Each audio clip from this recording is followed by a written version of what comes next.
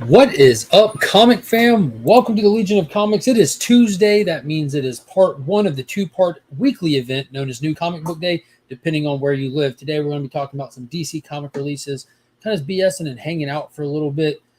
This is the last new DC day I'll be doing live until after I get back from vacation, most likely. So let's do the intro thing, and we'll be right back.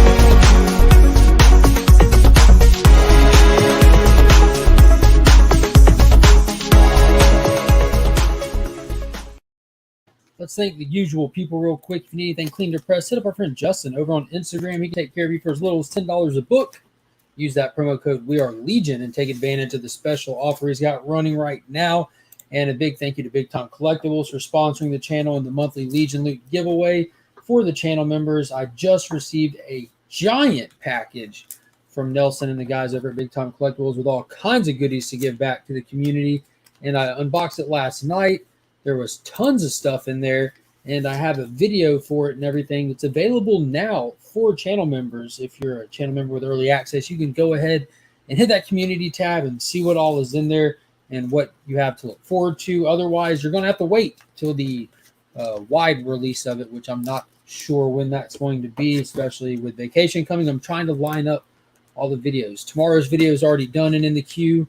Don't know from there. Trying to get it all worked out. I'm looking forward to doing a DC related series of shorts while I'm on vacation as well. I'm going to try to get those knocked out today to have something cool lined up for that week. There's probably going to be other content sporadically, vacation content.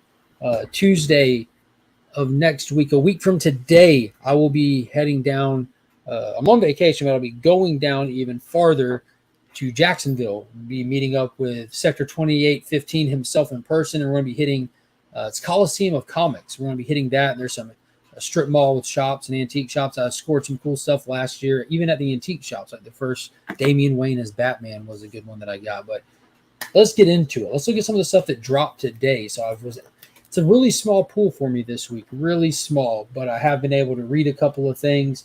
Let's start off with one that is not a book that I need to read. I've already read it, already reviewed it, but Batman 125, the acetate cover, showed up to my LCS today. There it is.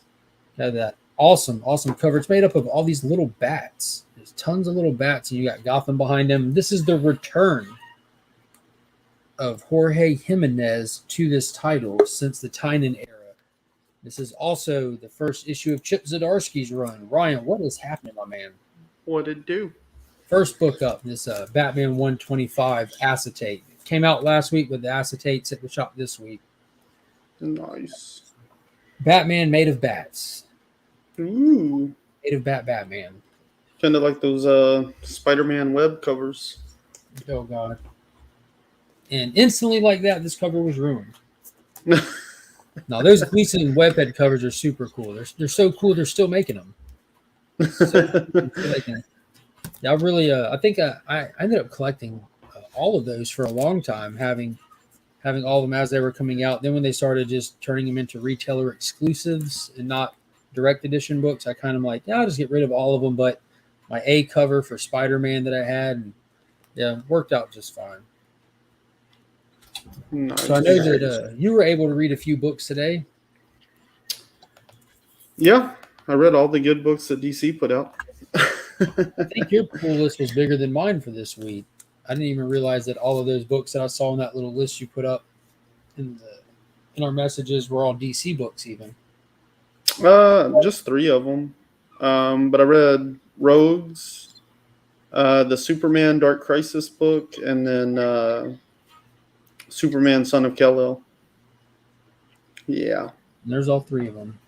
So let's hit them one at a time here. So Superman Son of Kal-El issue number 13 came out, and I talked about this on the upcoming new release books. This is the first appearance of Dreamer inside of DC continuity. It's a character right there front and center on the cover that was created for and featured in the CW Flash Arrowverse show that's getting brought over into comics here.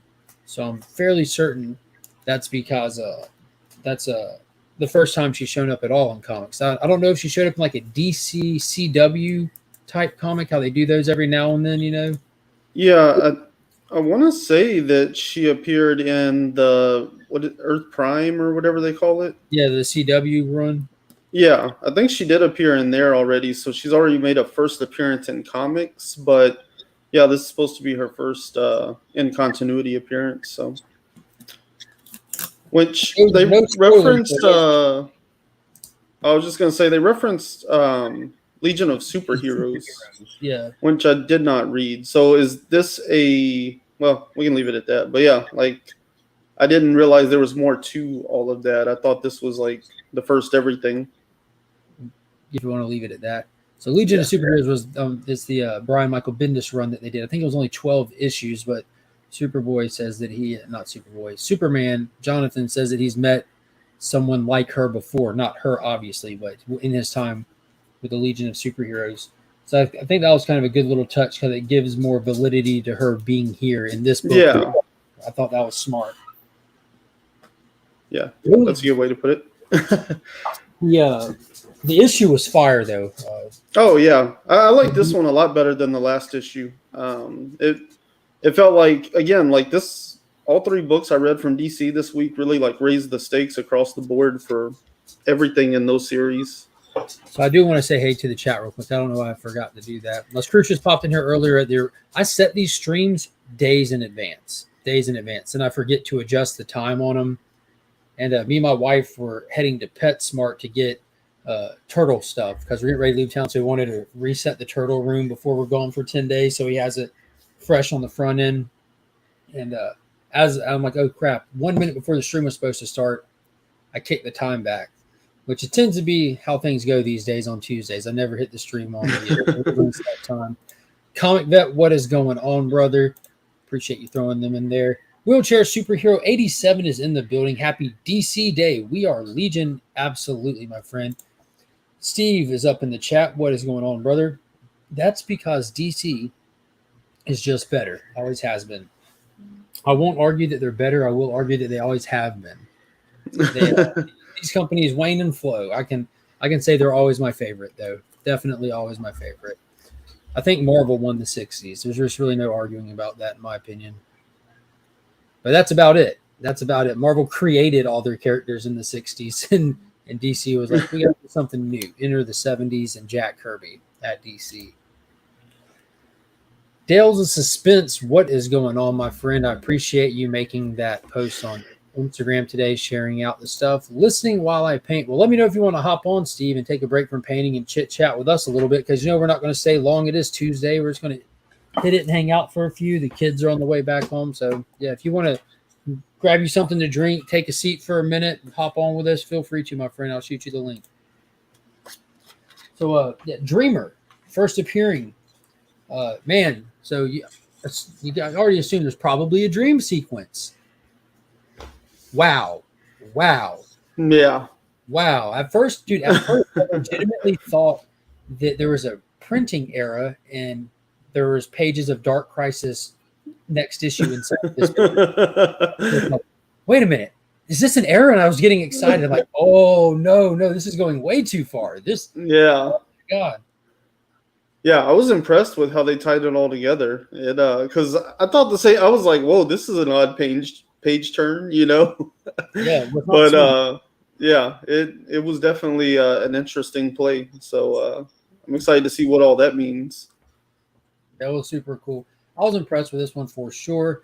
I'm on team Get Past Bendix. 13 issues in, and we're technically still on the first story arc, man. And I'm not a fan of that. Like if you're gonna run a story arc for this long, you're gonna have sub arcs. Like you can't package this into trades. You know what I mean? I do think I don't think you need to do it for the sake of trade paperbacks, but you need to do it for the sake of the comic book format. Like an intro, a middle, and an end, and 6 to 7, 8 pushing it is a good number for that. That's I don't know, 13, and we're still going on one straight plot line. Yeah. I don't know. I mean, it's still collectible. You're still going to get like Bendix Volume 1, Bendix Volume 2 sort of thing. And it'll make for a good hardback read. Speaking of hardbacks, Chris, what is going on? Everyone's ever called me a hardback before. Well, Well, they don't know you like I do. Hey, man, I'm super excited right now. Look, this might go longer than I expected. We got the tripod here. it's true. It's true. I got to be And honest. I don't get my books till tomorrow. Oh, that's fine. We're not spoiling anything anyways. We're just talking Okay. what we're looking forward to more than anything. Big hello to Collectibles to Astonish. Dude, you might have the coolest YouTube name I've ever seen in my life, and I appreciate you because I actually keep almost an entire run of Tales to Astonish right here behind me in arm's reach. That's probably like my all-time favorite comic run. Okay. I'm just going to pull up my poll list right now. Chris, man, pull up whatever you want. Pull up a chair. Pull up your list. It don't matter, man. I'm just happy to see you. We've had 2 Sunday nights now without you. Feel like a single wife. I cook, I clean. You're never home anymore. I got nothing. Just for those that are in attendance or whatever, I started a new job recently, and my hours switched from a hybrid role as a supervisor from 10 a.m. to 6:30 to now where I start at 5 a.m. in the morning and I go to 2 in the afternoon. So I'm still struggling with that sleep pattern, trying to figure out that sweet spot when I want to go to bed. As everyone that's watching knows, that the three of us get together Sunday nights on Mark's channel to take a spoiler look back, but usually it starts at 9 o'clock, and I'm finding at 9 o'clock I'm useless. I'm an ashtray on a motorcycle at that point. So, but once I get used to it, yeah, it shouldn't be a problem. When check Tripod out gets back in Sleepy effect. Time. Yeah. Tea? Is that where you're going? Sleepy Time Tea? Oh no, there's a website where you input what time you want to wake up, and it tells you what times you need to fall asleep so that you'll wake up on a complete cycle, so you won't feel like crap all day. I probably should check that out. It would, if I put my information into an app like that, it probably would just respond with "How are you alive?" Tell me about it. Yeah. Well, so until then, Chris, like this time slot's always open, and this might be a good one, to hop on. Yeah. So I'm going to be picking up issue 789 of Wonder Woman tomorrow. Is that Ryan Reynolds? And this is Kyle Rayner. Okay. But we'll get to Ryan Reynolds before we're done here. So I'll stick to DC because this is a DC flavor show. We'll start with DC, and we tend to move on to tomorrow. This is a new comic book day show. It's just on DC. Okay. Day. So I'll be picking up Wonder Woman again. Like as both of you know, I quietly enjoy her storyline that we've been getting lately. Daredevil #1, Chip Zdarsky is returning for a new volume. I'm not sure if they're going to be carrying on from the last volume, but the only thing I know is that it's starting fresh after the events of Devil's Reign, where we finally got to see Wilson Fisk fall as mayor of New York. How long has it been on hiatus?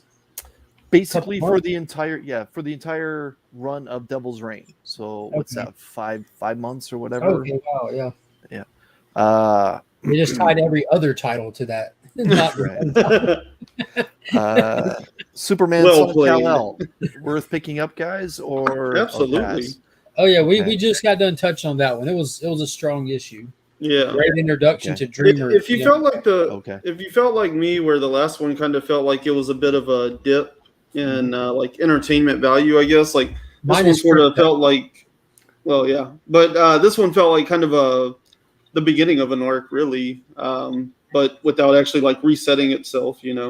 Like you're still in the arc, but like this kind of like launched into a new direction on that arc, I guess is a better way to put it. At Week Center, I like that one. I'll be picking up Punisher #4. I know the three of us have been enjoying the Punisher's new arc. I'll be picking up The Mandalorian #1, just like everyone else on the planet. Let's see. I know 2 people I know.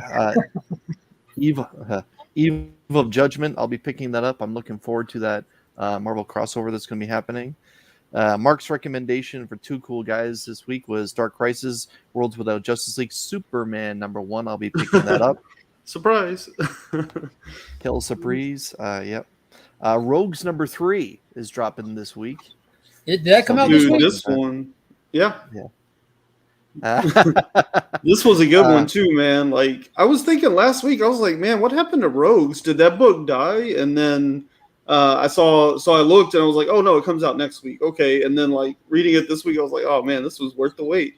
Yeah, I'm looking forward to it. So my question, Ryan, I know both of us were reading Savage Avengers. Are you picking up issue number 3 or are you finished now? I don't know. It might be one that I go ahead and read if I have time, but like I'm definitely not putting any effort into getting it done. I'm on the fence with that one. I thought the first one was interesting, a little rushed. I know you and I felt the same way about that.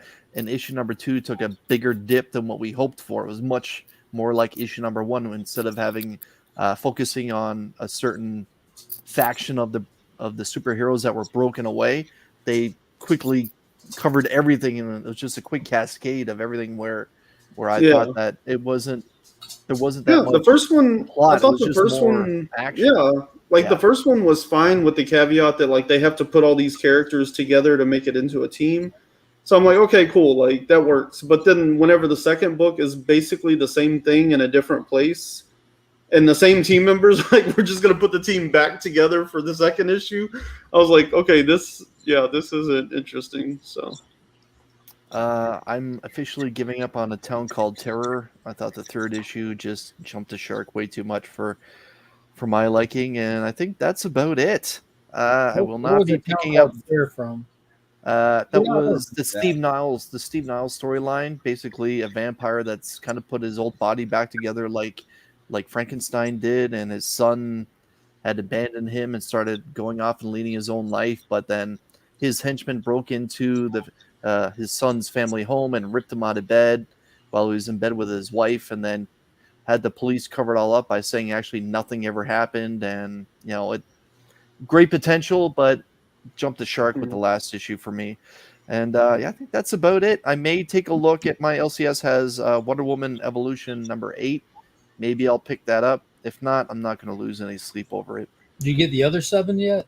I mean, have you already been picking it up? I've been glancing at it online here and there, and I feel like that was coming out. Like I was actually all over the ads for that because I was assuming because the time frame with it coming out. We had Diana go full like God mode at the end of Death Metal, and then she was absent for a while. So I thought Evolution was going to be like this stellar story of her journey from the cosmos back to us kind of thing, but it's just it's its own book. I feel like I have these amazing concepts that if they would just get their and actually write them, because I don't have the talent to write them, but 3 Jokers should have been a cosmic level story talking about pre-post and repost after Flashpoint Jokers, like an anomaly in the multiverse that exists despite these resets resetting everyone else, that there's actually 3, not just, I clown gassed 2 doofuses along the way and now there's 3 of us. Not 3 of you, there's still just 1 of you. There's only 1 and 2 doofuses. It was well written, but concept, they missed the boat. And I know they intended to do that probably back when it was originally teased, but whatever. I don't want to go down that rabbit hole. After I go down that rabbit hole. Yeah. We saved it for you, Flo, because the next released today. And speaking of that, I had an awesome conversation with Mr. Sector 2815, Paul Cook. We did a DC Dark Crisis deep dive live last night with the writer of The Flash, Jeremy Adams, who shares my enthusiasm about writer Tom King. So I do appreciate Flo's persistence with the trolling and everything, but I cannot ignore the quality of the next book that we're going to talk about. Ryan, I'm going to let you start. You talk about it again. No spoilers today, but yeah. You can call me Mark. Just call me Mark is fine. Man, I don't know. Like, for one thing, if you don't like Tom King, like you'll probably love this story because it's not Tom King at all. But it's extremely well done. Like, it's really good. Kind of what you described Sunday, basically like all those, those years that people like to complain about because they have nothing better to do all day that we lost with Jonathan. Basically, you get each of those years. So you see, a major event in his life when he was 13, 14, 15, 16, 17, and 18. And he like goes off to be his own person at that point. And It's good. Like, you see all the like teenage rebellion, you get to see all the like bittersweet moments for being a parent. You get to see great dynamics between Lois and Clark as far as like parenting a teenager and stuff. And it's extremely heartwarming. Like, it'll tug at every string. So it was a really good story. Very well done. Yeah. So there weren't any spoilers in that Anachronic. There's nothing beyond the solicitations for it. I supported this as long as I could. I supported it as long as I could. But I tried. The artwork in it is fantastic. This guy's name is Chris Burnham. It reminds me of a little bit of Frank Quitely with less of the line work. Like if you did like Frank Quitely light, the colors in it could have been a Mike Spicer coloring, but it's a guy named Adriano Lucas. But the visuals in this are nuts. Some of the characters that they explore in this, they kind of do in a unique way visually. I don't want to get into spoilers, but I'm excited to talk about that because it reminded me a little bit of the way that you see certain characters portrayed in Kingdom Come, that's set farther down the timeline. But dude, this was such a great story. The whole concept behind these series of one shots, the World Without a Justice League one shots, are seeing these pocket paradises that these characters are all in. We know that Barry Allen is in one from the stuff Joshua Williamson was doing before Dark Crisis, and we know from the existing issues of Dark Crisis as well as really solidifying it in the Young Justice issue 1. That's the Dark Crisis miniseries. That these heroes are getting pulled away and put into these little pocket paradises to feed off their hope, basically. Right. So Barry's been in there the longest, correct? Yeah, he's been missing in action for a while now. Yeah. Right. That was during. I think they really. It was at the end of Infinite Frontier. I think that was a 5-issue one. I think it was at the end of Infinite Frontier that he gets whisked away by Pariah. They were on that Earth Omega that he didn't recognize, right. And he whips them away, and he's in like a white picket fence Central City. And then we find out when we get little snippets in the immediate follow-up to that, Justice League Incarnate, kind of where he's at, or that he's still there. And now we're kind of, because of Dark Crisis, the Flash last issue, we kind of get a reason why he's there, and we see that that's what happened to the Justice League. They did not die. They were put into those dimensions, which in my mind, that's a huge Easter egg to the original Crisis on Infinite Earths. You had Earth 2 Superman and Lois, the Golden Age. You had Superboy Prime, and you had Alexander Luthor that were the surviving members of the Crisis that did not go back to Earth Zero. They went to paradise. They went to live out their days in paradise. And then fast forward 30 years, we find out that they're back, and the bad guys even for Infinite Crisis, because Paradise for Eternity turns into hell. So we're just revisiting those little pocket paradises. I think that's such a great touch. Joshua Williamson's really showing all the proper markings of a future Jeff Johns, with the ability to craft a story, to play with the history, the deep history of DC Comics, and even the little fine-toothed details. Like, there's so much you can go in there. I'm sure there's so much that I even miss that is a callback, an homage, paying homage to something. It's really fun because I'm a continuity hound. I like just connecting the little red twine on the board with all this stuff, but it's just a blast. And yeah, you could tell from the cover that they got Jonathan all robined out and everything, Superman, Golden Agey. But Tom King said that he wanted to deliver something that the fans didn't have the chance to have. The whole concept of this book. This is the solicitation now. This was what was in articles before. This is not spoiling the story. I want to make that clear. This is part of Jonathan's life that they consider solicitation spoilers, so you can. So they're really Jonathan bad at was writing aged them. up. If you watch my Saturday video, like I mentioned this in there, Jonathan was aged up from like 12 to 18, because of his time with the Legion of Superheroes. So not only did us as the readers not get to see him grow up, his father didn't get to raise his own child for those years. So if this is a paradise, I guess perfect for Superman would be get to raise his son. So I think it's the perfect story to tell. And it's not the story you'll expect to see when you go to read it. It's in my mind, it was very Tom King-y. I know what you mean, Ryan. It wasn't formatted like with multiple timelines hopping around and all that. And I don't know why that's a modern trope of his, why he does Like that so Cat. much. Yeah. Yeah, I don't know why he does do it a lot. Strange Adventures, Batcat, Rorschach, Mr. Miracle. He does it often. It works well for him. Like he knows how to do it. He can, but it's hard read for a lot of people. If you go back and read Tom King's Up in the Sky, that 5-issue miniseries that he did with Andy Kubert, straight linear, probably the toughest modern Superman book. Like it's on my short list with All Star. Like it is damn good. Like you just like tear up in the beginning. Like the first issue does it for you. Like it is awesome. Yeah, I mean it's still told through vignettes, but it's not like out of order. It's very sequential. You basically, this is an important moment that happened when he was 13. Here's an important moment from 14. And he does that for each year, and it tells an overall story of being a parent and having to protect your children, but also and reprimand them for making bad decisions, but ultimately also learning to let go and let them make those mistakes. Yeah. For flow, if you're not interested in Tom King, you can always pay attention to Judgment Day. That Marvel's got that coming up, and that's going to be a big crossover thing where the mutants have figured out a way to go immortal, and the Eternals do not like that.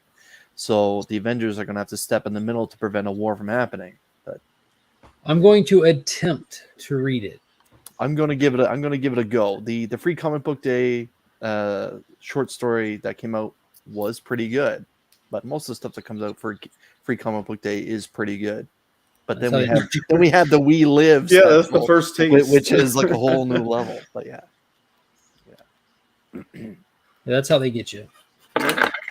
Next up, and I haven't read this one yet, but the finale to Rogues from DC Black Label's imprint. I love these prestige formats. This is from Joshua Williamson as well. This is his first Black Label title, which was interesting to see how he would handle that, being such a kind of bigger picture, having to shuffle the continuity of DC. He was able to step away from the continuity for this one and just focus on a self-contained story and do whatever he wants with the gang of Flash's villains. This has been a blast. I'm excited to dive into this.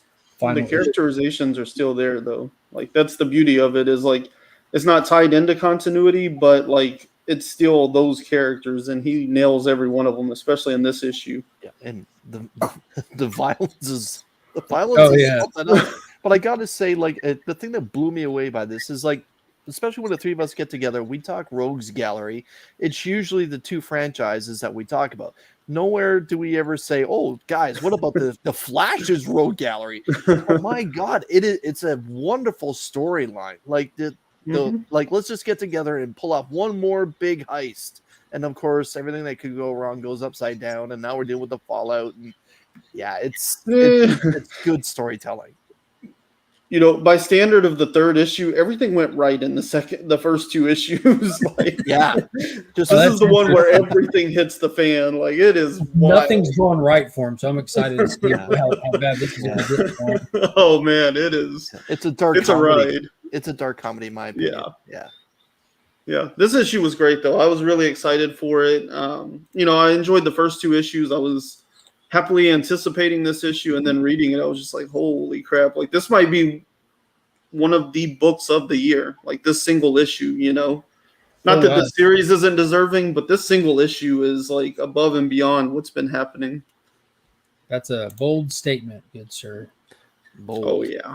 Bold. One last job. Anacron says most Black Label books are good because they are not in continuity. And authors have carte blanche. True. There's so much freedom given to them. Mm-hmm. They're basically just Elseworlds. Except for that chalk one. That was terrible. I'll be honest with you. I wish they would still use the Elseworlds banner. I just think it's got historical weight to it for me at this point, I just like calling them Elseworlds. I like how I feel like it gets the point across a little bit better than Black Label does.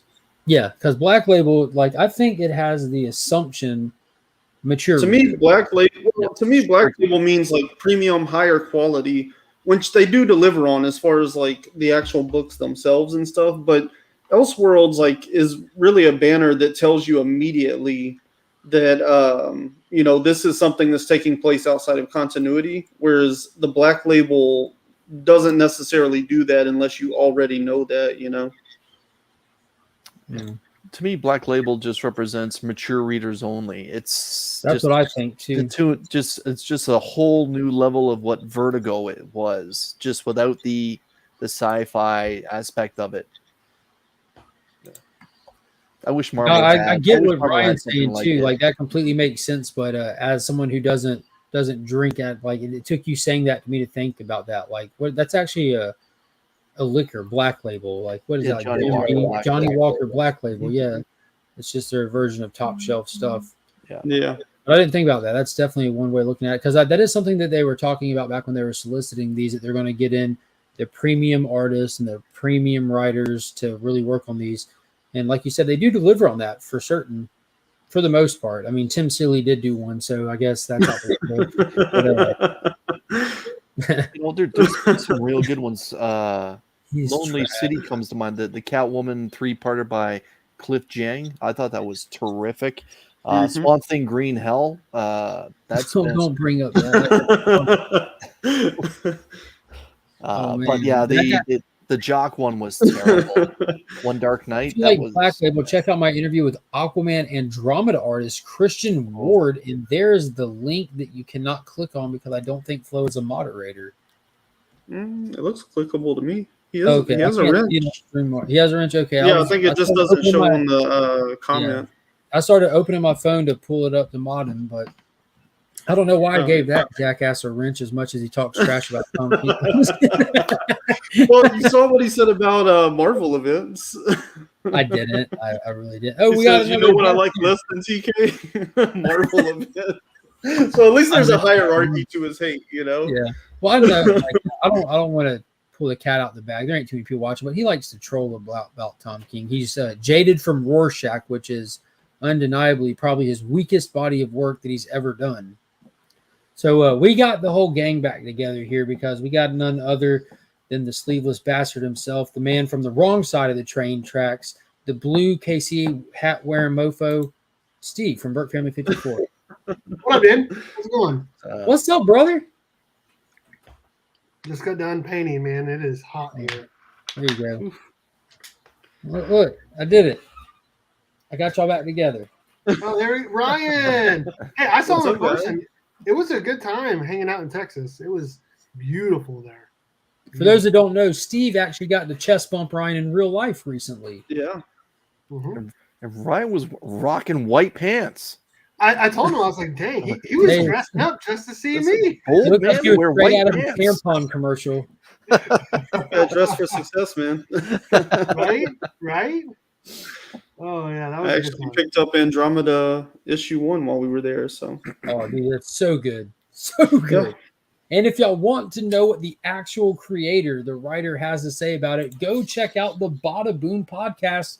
They also recently had the writer for Young Justice Target on there. Who I think that's right. I believe that's right. That was a great interview. They were talking about the show a lot. Or it might be the artist for it. It was one of those. But yeah, they've been doing a lot of big things on the Bada Boom podcast. But I've shelved listening to it. I refuse to listen to it knowing that they're getting talent on there now until they bring TK on there. We'll go from there, Flo. The comment says, I agree on the Elseworld banner. Yeah, it's just legendary, man. It is legendary, and it gets the point across. It's definitely not the same old lightheartedness you'd find anywhere else, and it's completely free reign. They could do Else Label Black World. Yeah, Else Black Label. Yeah, that would be cool. But a lot of back in the day, they started Elseworlding a lot, so you didn't necessarily get all the quality with it. Steve, dude, I'm watching the funniest video I've ever seen. Dancing bear? A poodle? Is that an actual dog? All right. You taught him how to salsa. I don't know. That's awesome. Oh my goodness. Steve, what are you looking forward to coming out this week? Do you have anything on your pool? Yeah, I do. I sent the list to Paul, but let me read it really quickly here. Let me pull it up on my phone. It was a very, very short list for me. I think only 2 books. Dark Seems pretty Crisis short. Worlds Without Justice League Superman #1 cover A. Yeah. And then Power Rangers 21 cover A, or the FOC reveal cover with the Red Ranger. Just those 2 books. Nice. So, and also, I want to tell you, I know like you're not a Tom King fan, but this is not a Tom King style book whatsoever. Not a single time hop or anything in it. You'll be perfectly fine. You'll probably love it. Which reminds me, I need to send out crushes. Power Rangers 21. Let me do that real quick. So before my kid pulls up, I do want to show this last thing because he's going to end up getting this. I don't want him to see it yet, but I did pick up a DC Essentials because it was a light week, and this has been on the shelf. I've been gawking it, and Finn's all into picking up the Green Lantern toys because one of the guys that works at the other LCS here in town, Top Dog, gave me a couple of the McFarlane figures because he just wanted the Atrocitus Build-A-Figure. So I got that new Kyle Rayner. I went in there to buy one, and they were already out, and it was because pretty much the staff had bought them out. I'm like, that's kind of cheesy. I mean, I get it. Order more. And they're like, dude, you can have them. And they just brought me that and the Blackest Night Superman. So I went ahead and got Finn, the man himself, the DC Essentials, Hal Jordan. I don't think the Todd father has done a Hal yet. They've got a couple of John Stewarts out there. I'm going to grab one of those for him. I think I'm going to end up getting the Endless Winter set because they're still 50% off. You could get all 4 of them in the Frost Giant Build-A-Figure for like $50 right now on Todd McFarlane's toystore.official.com. Use the promo code capital EW50 for 50% off that entire set. Stellar deal. Nice. I thought so. Super. Who is your favorite Green Lantern? I'm going to assume yours is Alan Scott. Yeah, if you're going core members, it's tough. I mean, Hal, it's going to be Hal or Kyle because I grew up with Kyle, like in the comics and everything. But Hal's Hal's that dude. No matter who your favorite is, Hal's that dude. But Alan Scott is even more that dude, you know. But he's not really like he's magic based with the green flame. It's not really even the same, you know. Right. But I just favored Golden Age characters so much. I don't know why. I blame my dad. You know, just being aware of them for so much longer. Because he's a Golden Age guy himself. That seems fair. I want to get some Golden Age covers, like some Golden Age Superman and Batman covers. They are beautiful. Yeah, I picked up a couple of Golden Age books while I was at Heroes. Mm-hmm. Like the amount of Golden Age books that they had in that place was insane.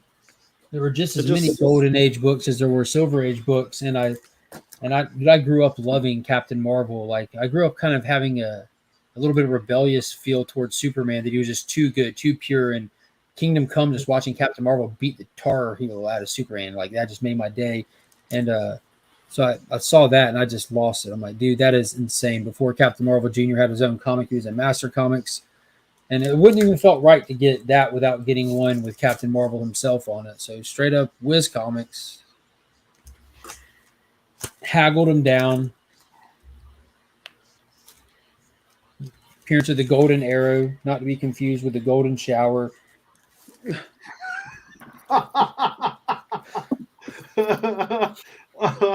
Oh my goodness. Nicely done. Does Superman get his revenge near the end of Kingdom Come with Shazam? No. So all right. Here's a perspective thing, right? As a kid, I'm like, dude, Shazam just beat him up. And he did. Because he was being controlled by Mr. Mime. You know, he had Mr. Mime in his ear. And it got down to where he was getting just kind of braggadocious. You know, he was winning the fight, and then he just kept saying Shazam, letting the lightning hit Superman. Blew his cape off. His clothes were tattered. Ears are bleeding. Nose is bleeding. And he kind of looks up over his brow, and he watches Captain Marvel say Shazam. And as soon as he says it, you see Superman's hand goes out. He gets hit with the lightning. Explosion. The smoke clears. And Superman's sitting there just trying to hold his composure, holding Billy Batson by the mouth without hurting him. Like did he win? You know what I'm saying? Like Superman is Superman, like through all of that. You know what I'm saying? He caught that Joker by the face, a human, not Earth's mightiest mortal, the man. And he looked at him and he pointed at the sky at where Black Hawk was dropping that bomb. And he's like, dude, they're going to kill us all. You have to let me save us. And he takes off. But then, like goosebumps, Captain Marvel watches him fly off, and that bug couldn't overpower how much he was moved by Superman's heroicness. He just said the magic word one more time, and Superman's flying, and the lightning bolt goes right past him.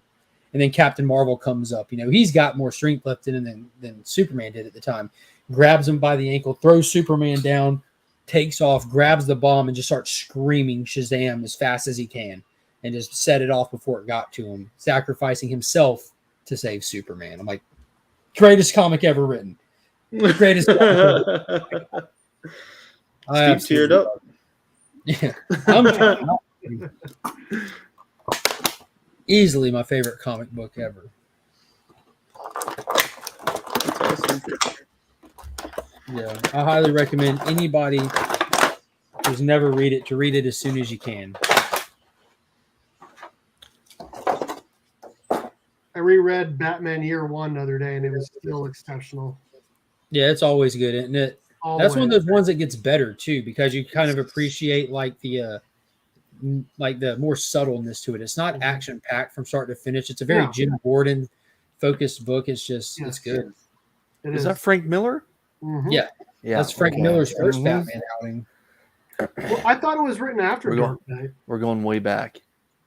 Was it? Yeah, that was after Dark Knight Returns. Dude, this thing is amazing. Did y'all read Zdarsky's Batman? Yeah. We didn't get y'all's opinions on it. Yeah. It's off to a better start than Tynan's run.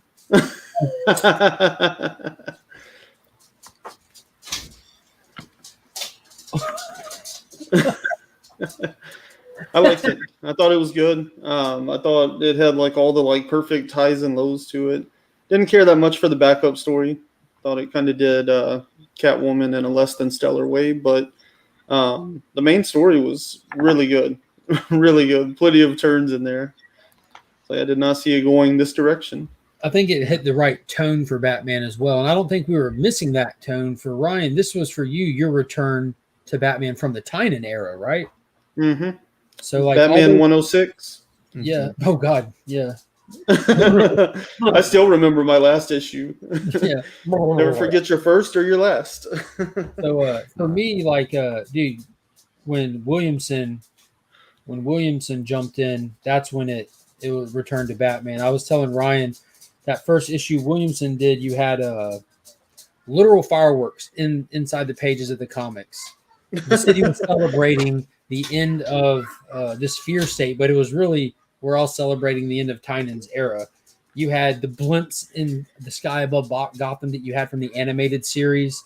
You had him brooding like a gargoyle. Like all the trademarks that had been missing were just all in there. And you're just like, he's back. He's back.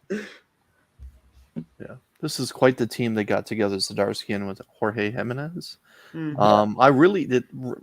Just the first few pages, I really enjoyed the whole terrorist aspect too. You know, Can't say that word on the internet. Right? The gunman. Yeah, our FBI agent is watching, and Batman coming through the window, and yeah, it was to me, it was just a great launching point. Man, You know, I miss having a good way to kick off a new arc.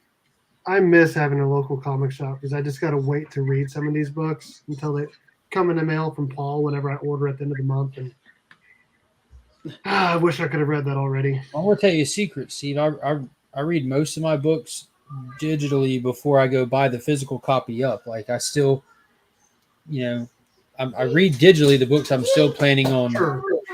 I'm getting, you know, I don't do that with all of them, but there's some of them I just cannot wait on. Yeah, and usually I do that about maybe 1 or 2 books a week. I obviously do that with Power Rangers and Mighty Morphin, but there might be 1 or 2 other books. Like I did have Dark Crisis 2. I read that digitally. I have not read Flashpoint Beyond 3. Hold on. They're saying, hey, yes, I got you another Green Lantern. Got you how? Has DC versus You look Vampires familiar? in full dropped on Normal one. DC's You want your other one? website to read? No, they do them basically the same release schedule, but 6 months later. So you get like one every month, you know. So probably at this point, I think there's like 2 issues, maybe 3 issues. Yeah, that was another banger last week for me. It's The just second so I good. opened that figure that I wanted to get open and put up before I opened it and he came in the door. He came in the door. My mom carrying him. He was limp on her shoulders with his eye barely cracked. I smiled at him. He went. Her zombie Superman's in front of the couch also. No, they both have Green Lanterns. I don't appreciate your private chat, Steve. This now solo. That's old. I think that was there before he even came on. Yeah, that was like 20 minutes ago. In my view, there's only one Captain Marvel, and he says Shazam. Yeah, I to the day I die, I will call DC's Captain Marvel. Period. Like I've called him that for like over 2 decades. You know what I mean? He doesn't. What else do you call him? He doesn't have a name. He's either Captain Marvel or doesn't have a name. His name's not Shazam. What's his movie called? Yeah, I think that's really dumb. What's some of his comics called? The Power of Shazam with one magic word, Shazam. That's never his name. What was the TV show called? It was a TV show. Yeah, there was a 70s TV show. What was the original 1940 serial called? What was the 1940 serial called? Captain Marvel. The Adventures of Shazam.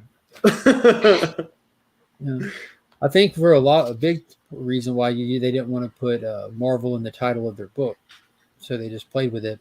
I do like the 90s run a lot. I think that's when they first started like kind of child minding him up a little bit. The Power of Shazam with all these beautiful painted covers on all of them. I think it ran for like 30 something issues. That's a good run. In the most recent run before Future State, before that, it was 15 issues, and like almost the whole run was done by Jeff Johns. And the very last book, spoilers, there's that open seat, right? Yeah. And you're trying to figure out who's going to sit there. The last seat gets taken in that book. It gets taken by Black Adam. He's the final member of the Shazam family. So, number 15. I wonder how they do. They kind of touch on how they like justify that, because like with the Shazam family, that's him taking his power and kind of sharing it with them.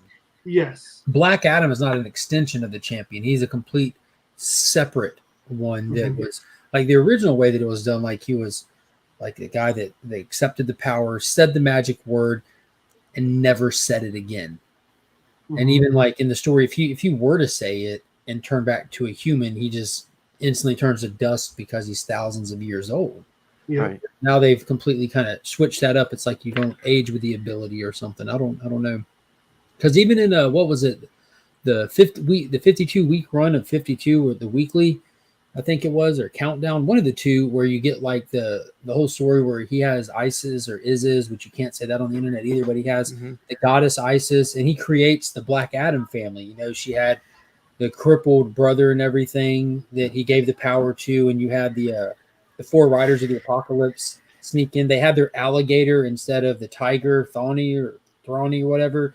They had the alligator equal counterpart, because you're in Egypt. There was a crocodile, but it turned out that was actually that was Famine or one of them. Then he ate the kid. He tricked him into saying the magic word and becoming normal, then ate the kid. Like it was insane. First heard that. But I wonder how they justify him being a piece of the seven. You know what I mean? Yeah. I can't remember how they did it.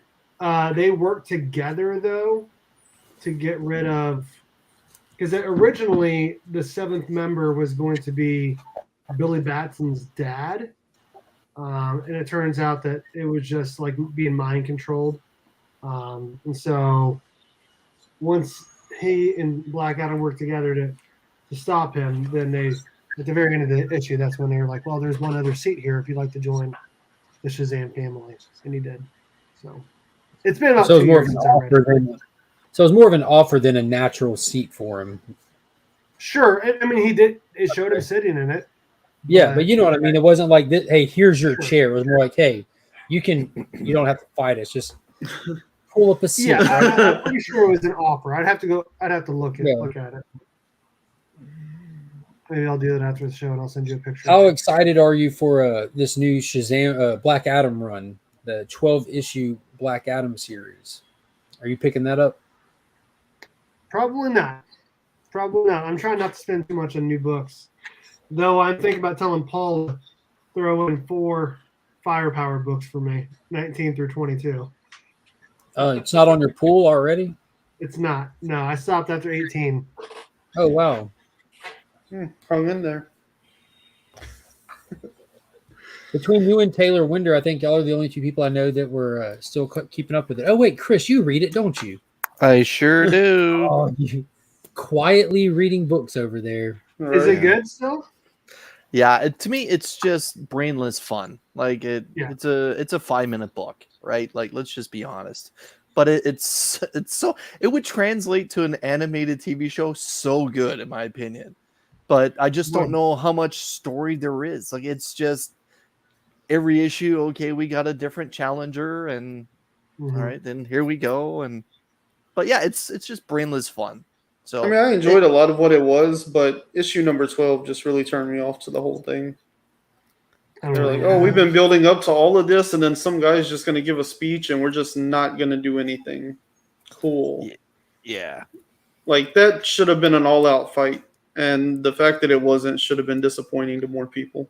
Yeah, they're like, no, okay, well, we'll just keep reading until it turns into a fight. And it's like, no, like, those 11 issues that led up to not a fight.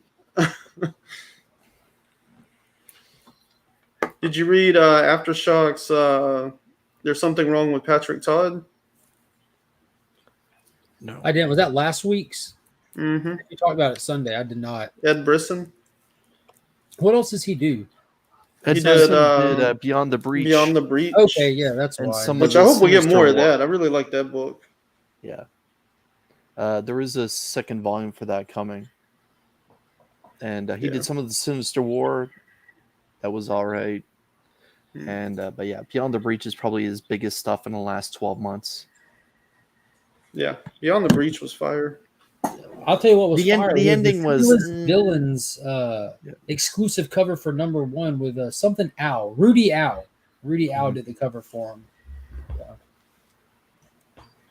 Yeah. And with Patrick Todd, like, nothing about it is like super new. Like, all the elements you've seen from other places and stuff, but it comes out of the blender pretty well. Like, it feels like nice and fresh and interesting. So I'm probably gonna stick with that one and see where it goes. I don't think I'm gonna pick up Dogs of London this week, and I read the first 2 issues, and it's not bad, but it's just like not really gripping either. It's like, I think whenever I get through this, it's gonna be a really cool story to have been told, but it's not really enjoyable as it's being told. What is going on, Roscoe? Yeah, I have one more copy that giving away when I was at Heroes. The guy at the Aftershock booth, dude, he wasn't just some random booth worker. He was someone for the company.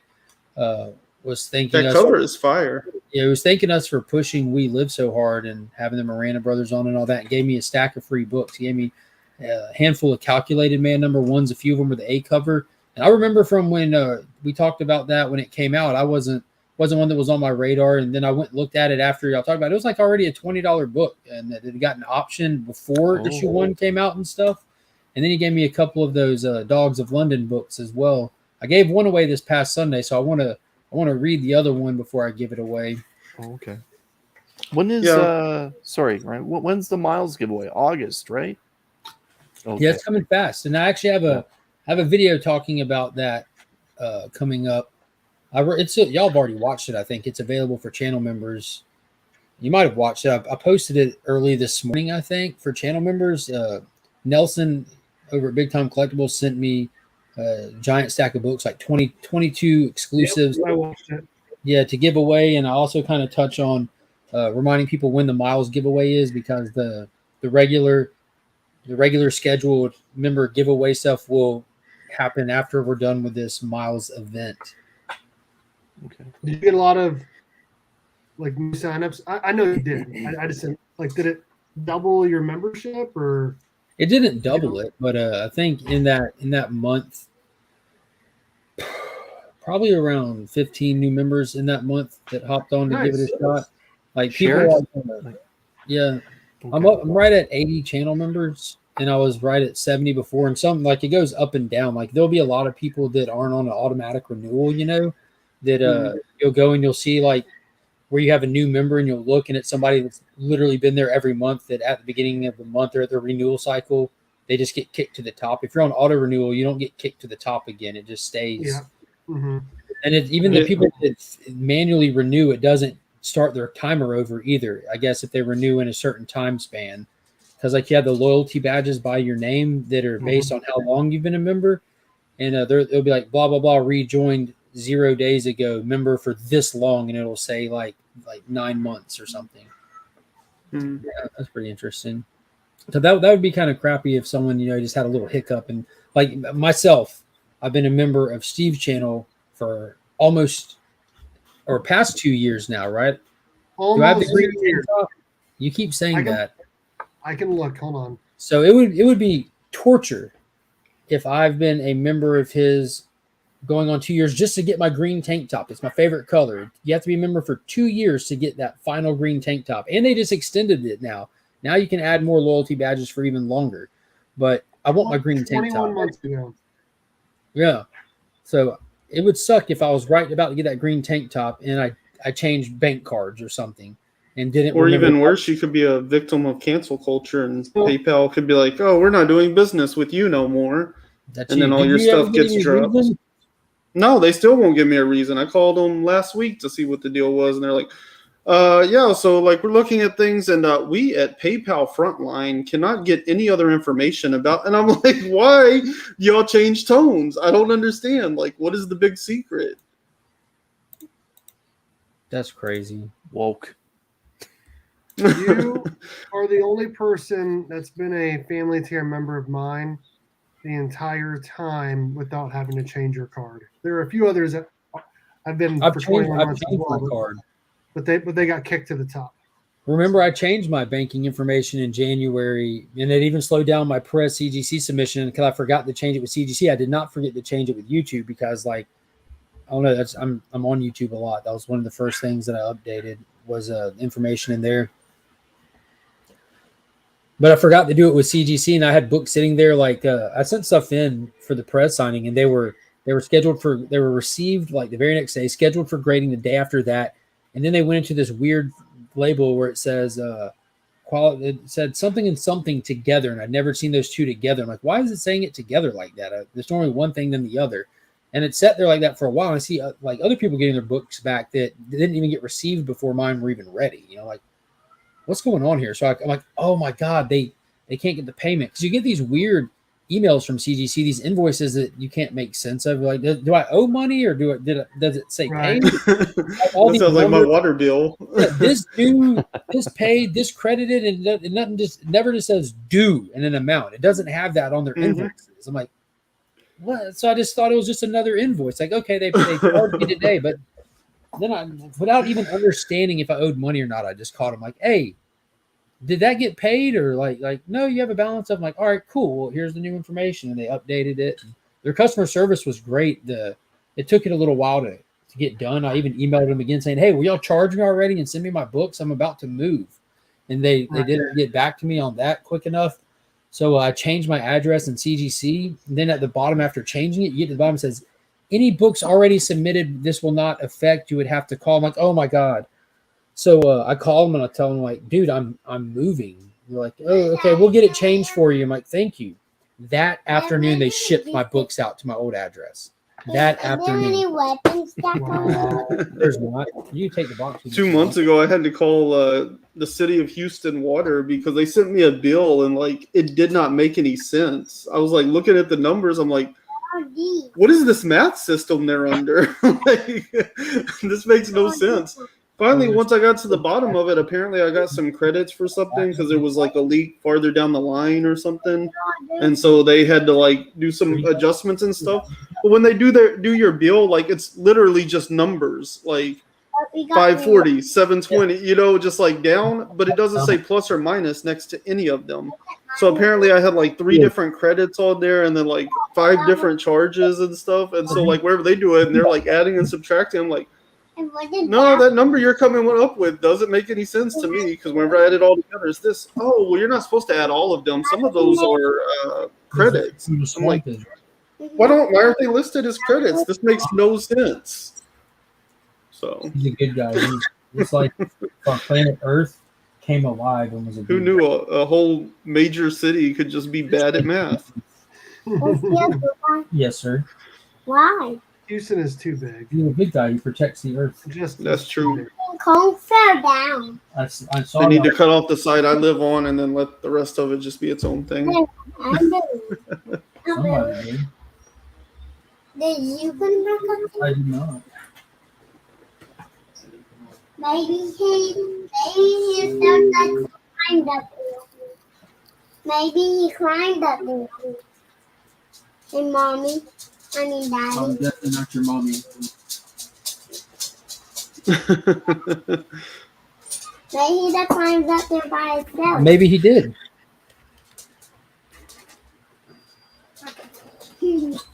That Swamp Thing mega figure is amazing. It's What's still mega not as about big it? as Henry Cavill, though. That one? Yeah. Well, that one's not standing on the ground. That one's about this high off the ground on a cliff as well. Oh, Superman? Yeah. No. Have you guys seen this anti-smoking ad, I guess from the 40s or the 50s, where Superman just walks up to like this pack of cigarettes that's trying to give cigarettes away to kids, grabs it, and like just launches it like way in the sky. All the responses on this Twitter thing are like, dude, did we just watch Superman kill somebody? That's amazing. Like, it's a pack of smokes. Like, who cares? But yeah. Calm down. Calm down. That's amazing.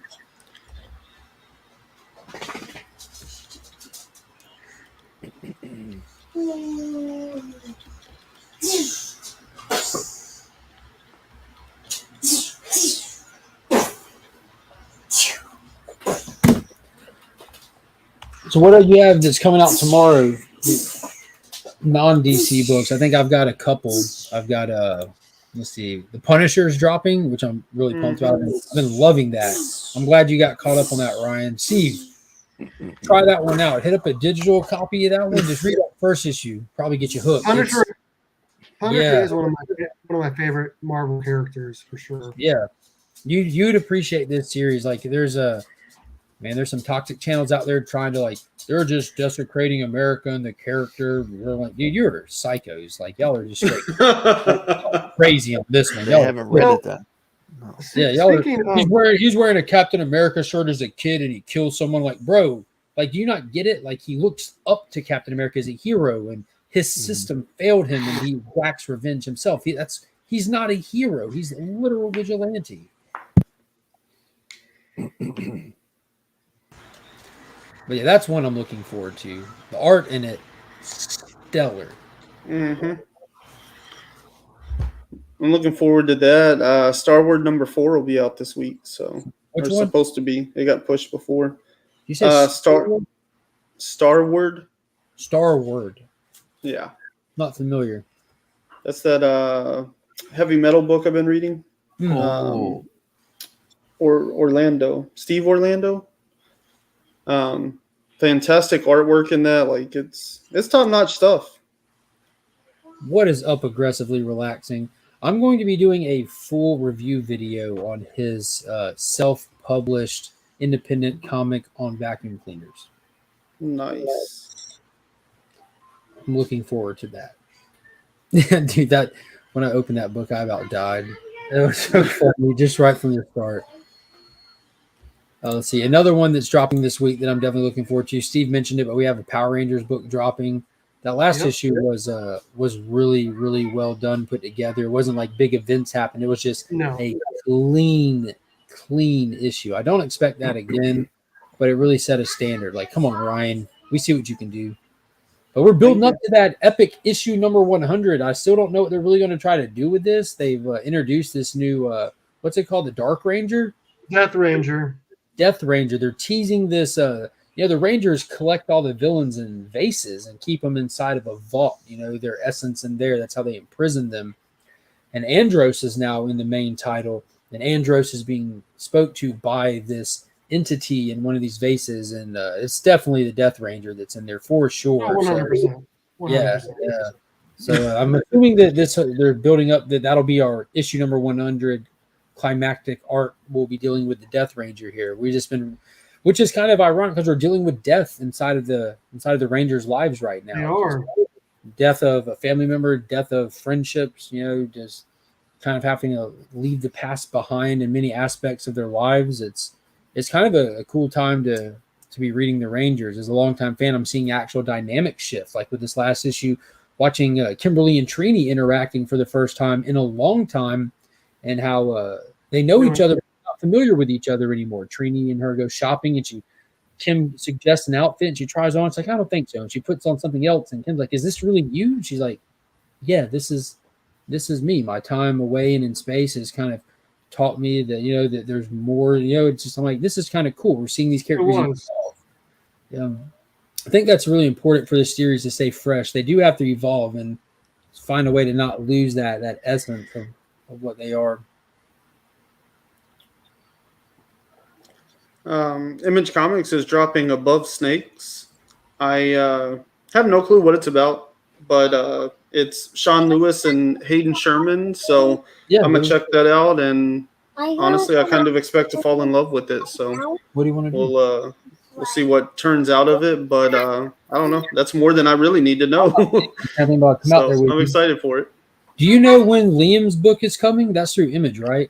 Liam Sharp? Yeah. Came out last week. Did it? Yeah, Starhenge. I didn't see it on the shelf. It didn't catch my eye. I'm gonna have to call Paul. Yeah, Starhenge #1 came out last week. It was good. It's one of those things where it's like, here's like all this stuff like completely out of context, and then the like last page, you're just like, oh, okay, that came together. But the artwork is beautiful. The way that it does the storytelling, like it's like these huge like full page like images, and then they're like, it's kind of like broken up with squares, but it's not like technically panels, like it'll be a 9-panel grid, but it's really just one image with like white rectangles for 9 panels, so you get the semblance of time, but not necessarily actually like individual images. And then there'll be some pages where like those panels are like more in focus versus like the background imagery and stuff, but it's all like, it's almost like a book of like singular page images that are like broken up with time and stuff. It's really cool. Can someone read this comment for me real quick? Oh, wow. Thanks for the promotion. Check out my Kickstarter campaign I did for it, where I give away the book for free after I raised $17 I needed for a chicken plate.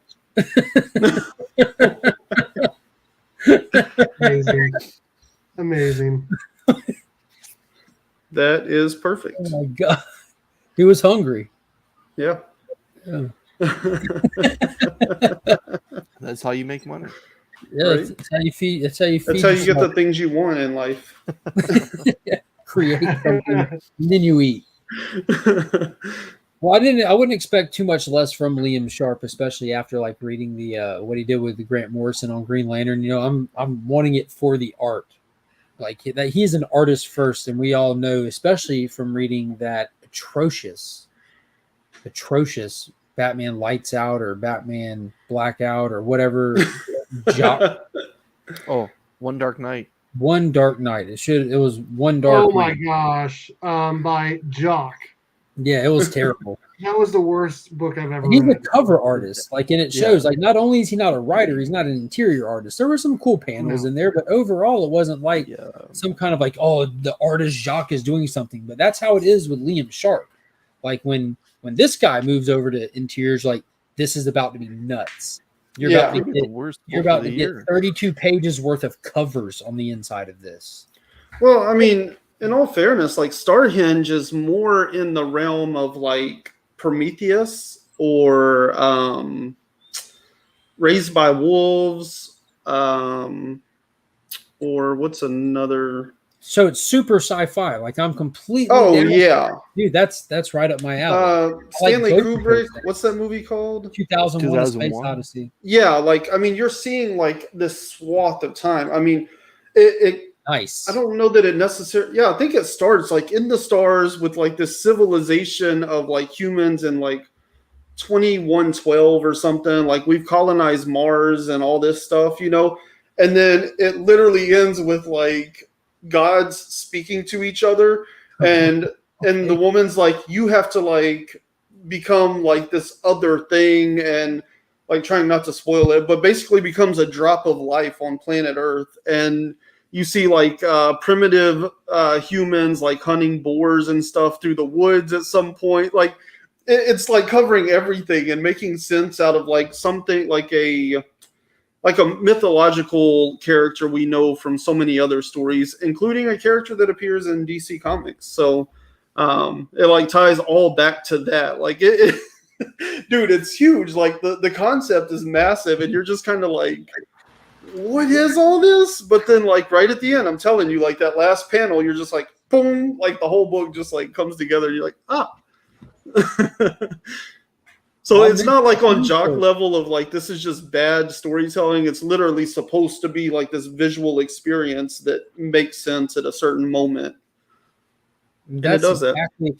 I think you probably learned that from Grant Morrison, because that's how, what was it called? Green Lantern Season 2 or something? It was a 12-issue maxi series. Liam was on the interiors and stuff with him. And every issue, it's almost episodic. Every issue, it's not like a smooth, perfect one story just cut in pieces. It's like, over here we're doing this, at this point over next issue over here, and you can't make sense of any issue until the last 3 pages. You're like, how did we get here? Why are we here? What's the dynamic between these characters? And then you're just like, it all just came together. But I don't necessarily want to like read a maxi series like that all the way through. Like at some point, at least at halfway, you need to do something. And that's kind of what they did. They kind of waited a little bit later. I probably think it was like 6 or 7 when you kind of get introduced to your villain, till you see where it was kind of seeded in 2 prior issues. You kind of do like a villain issue and they kind of bring it into it. But it felt a little disassociated for the most part. But that wasn't Liam's writing that, but format it sounds very familiar to what Grant was going for with that, which isn't normal Grant either. Yeah. This one, I mean, I don't know where it goes from here. I don't know if it's going to be like more cohesive storytelling in the next book, or if it's going to be the same experience. But I was reading this like, I don't know if I'll continue this. And by the end of the book, I was like, okay, this was really interesting. Like, again, it's an experience. It's not really something that you're like, okay, we're going to read and talk about this a lot. You know, like you're going to read it and then you're going to talk about the experience you had while reading it, you know? Yeah. I was under the white bit. That's okay. Under the white one. That's okay. Okay. When are you coming out there? When do you want me to come out there? I want you to come out there right now. You heard it here first, folks. I'm heading out right now. I'm going to go play outside. I head out actually you guys hanging out. Steve, it was wonderful seeing your shoulders. Chris, thank you for joining. I missed you tremendously. And love you, Brian. Hope you're painting going well. You've been painting for like a month straight now. I have been painting for a month straight. You need a job. Bye. Like my Green Lantern? I do. I can keep it. Like. Yeah. You where is mine? With Owen. Yeah, with a baby sister. So I can't go get it. I don't need you to take toys from your sister. That always goes south. She is a flea. That's fine. I'll go rip it out of her hands. What's the problem with that? That's a well-made figure, isn't it? Mm-hmm. Looks good. All right. Tell everyone bye. Bye. What do we say? We are Legends.